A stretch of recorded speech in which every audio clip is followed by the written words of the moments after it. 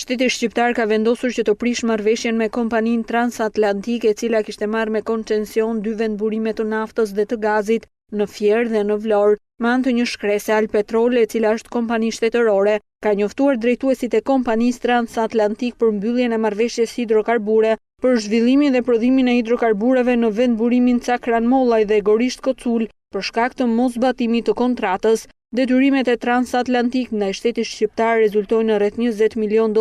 për periudhën 2007-2013. Në shkresën drejtuar koncesionarit theksohet se lidhur me realizimin e investimeve në Cakran Mollaj, rezulton se për vitin 2015 realizimi faktik është vetëm në masën 5%, krahasuar me planin e zhvillimit dhe në masën 1% krahasuar me planin e punës dhe buxhetin e vitit 2015. Ndërsa e referuar vendburimit të Gorisht Kocul konstatohet se për vitin 2015 realizimi faktik i investimeve është vetëm në masën 10%. Në bazë të regjistrit tregtar të subjektit Transatlantik Albania, konstatohet se për periudhën prill 2015-gusht 2016, llogaritë bankare dhe pasuritë e paluajtshme janë të bllokuara në masën 100% nga ana e përmbaruesve. Në kuadër të ekzekutimit të detyrimeve të ndryshme që i detyrohen të tretëve, Alpetrol thekson se mbyllja e marrëveshjeve hidrokarbure bëhet efektive në përfundim të afatit 120 ditor nga marrja e njoftimit, ndërsa kompania shtetërore e naftës do të marrë në dorëzim puset dhe asetet e vendburimeve,